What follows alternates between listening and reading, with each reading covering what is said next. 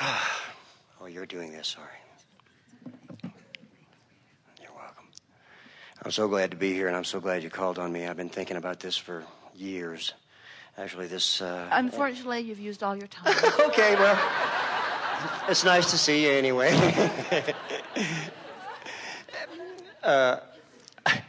I'm a musician, and ever since being introduced to your material, I've thought about it a lot, and I write. And I've written you a whole CD of music that I want to give you to use in any way you see fit.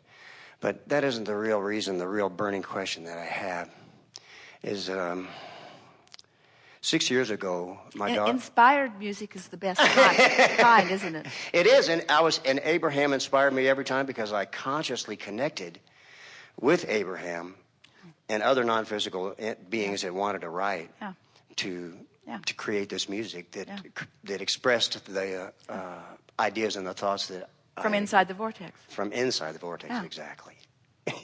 Exactly. But as I said, that's not the reason, the burning question that I have, and the thing that's... I want to ask you about a burning question. Okay, go ahead. Does it burn? It's hot.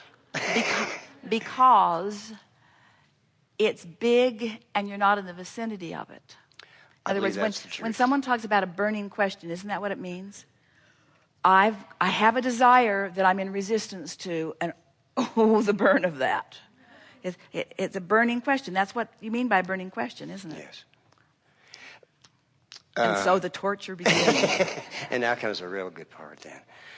So rather than calling it a burning question to which I couldn't possibly hear the answer, because when it burns, I'm not in the vibrational vicinity of it, soften it by making it more general than a burning question.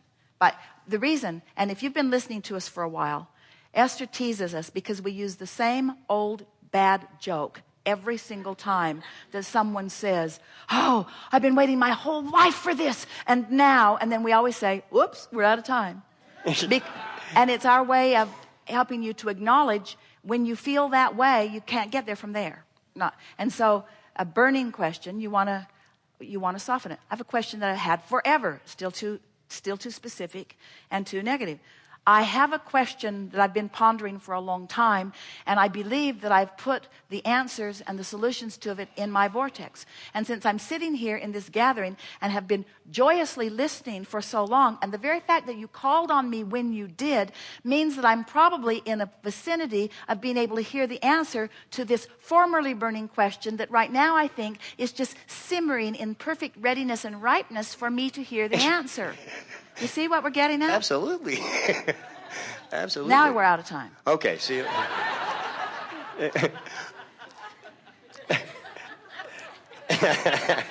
Well, you got me. I'm speechless, and that's rare. So lay it on us. Well, let us identify why it burns. Okay.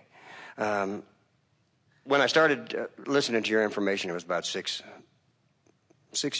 years ago. And at that time, my daughter committed suicide.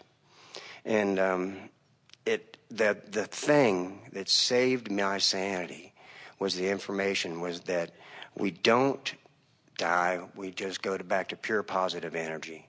And I've experienced the passing of, well, I'm the last kid standing in my family, you know.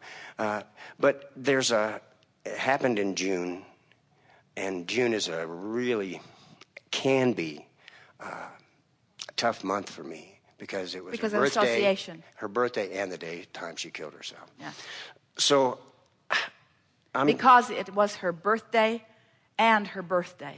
Yes, exactly. But I want to find. I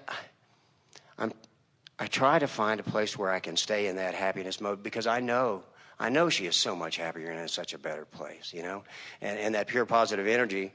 And I feel her in my heart, and I feel her all the time. And I know that she's happy for me being in this hot seat right now talking to you. She's responsible for it. I believe that. You have friends in high places.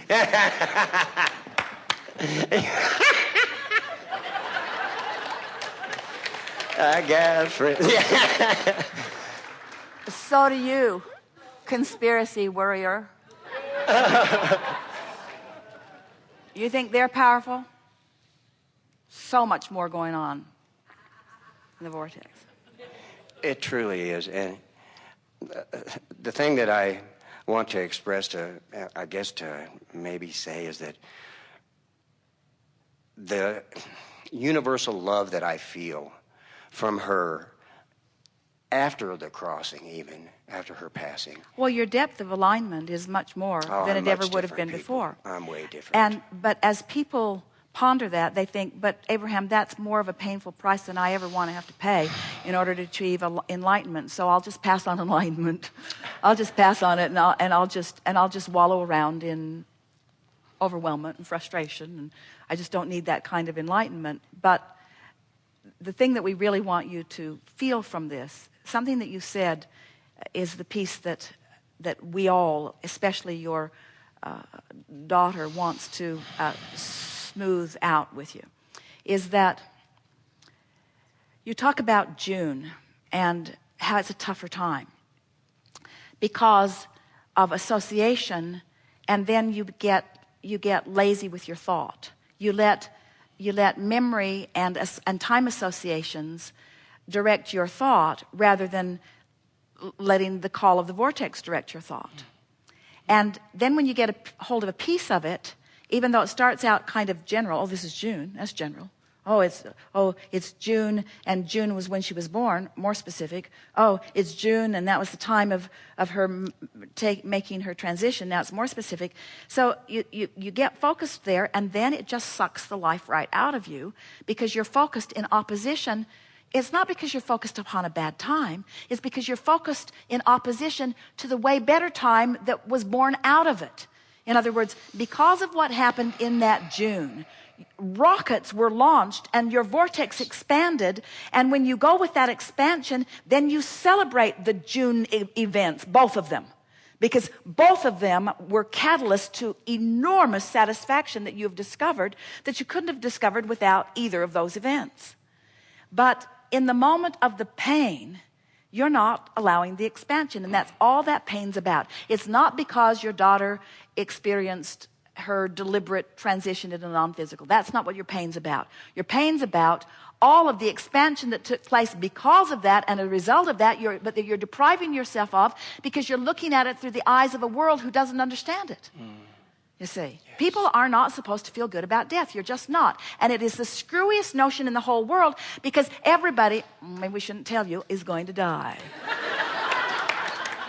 You're not going to stay in these physical bodies. And the closer you get to the time that you think it is a time for you, then the more you tense about it when you should be celebrating it. Because our friend wants to talk, he wants to be present. Do you know what the death experience is? Present. Present without resistance. It's so very good, you see. It's so very good. And so when you find yourself in that moment or moments when you just feel like you can't hardly stand it because of the way you feel, the thought that you just stop and say, well, this is just dumb. I'm focused. I've focused myself into pain, and I can focus myself into pleasure, and I can do it pretty darn quick if I want it enough. And the big catalyst now is you want to rendezvous not just with who you are and not just with who source is, but you want to rendezvous with who your daughter is. You said, I feel her in my heart. And we say, you don't unless you're in the vortex. And when you do, you're fully present, you see. So you just got to get over this death thing. We like to be disrespectful of it because there isn't any. We like to call it croaking. We like to mock you in your concern about it because you are eternal beings. You do not come to an end. You do not cease to be. You do not cease to be. And who you are in this vortex is so full and so present and so appreciative. And here's another thing. Oh, you're really going to like this. And we really like saying it to you. This is along the same conversation of the theory of the vortex, the concept of it, and the fast on the heels manifestation. In other words, it's so lovely when You do the vortex work, which affects the manifestation, and now you can observe the manifestation, which makes it easier to do the vortex work. So you do the vortex work, which affects the manifestation, and now watching the manifestation makes it easier to do the vortex work. So there's just this cycling. It's like getting on a real roll. It's like getting on a real roll where it just gets better and better and better and better. Not ethereal, not fairy dust, not conceptual, not intangible, but tangible, manifestational. In other words, it translates into all of this.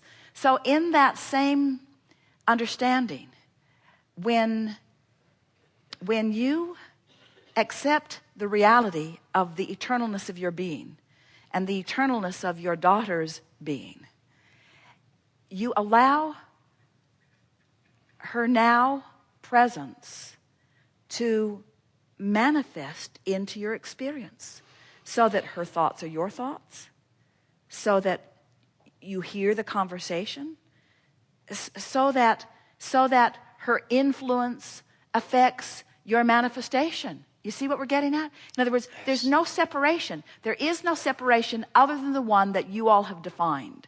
And you define it for logical reasons. There are obvious beginnings and endings to your physical experiences. You have the birth experience and you have what you call the death experience.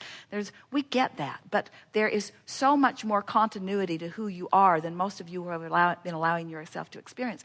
And those like you who have been sitting and listening to us so patiently, even eagerly, for hours on end, talk about the vortex influence on manifestation, will have a different experience with everyone you know who makes their transition. Because in other words, when someone says, well, I'll pray for you, and you think, well, that's comforting, but blah, blah, blah.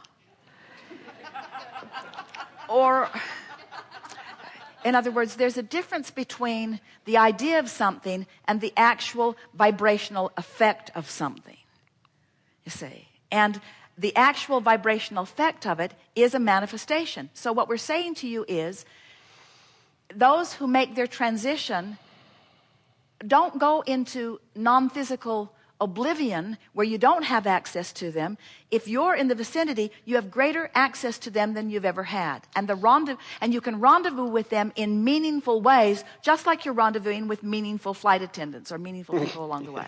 So there's no separation. Good time. Thank you for a so segment much. of refreshment.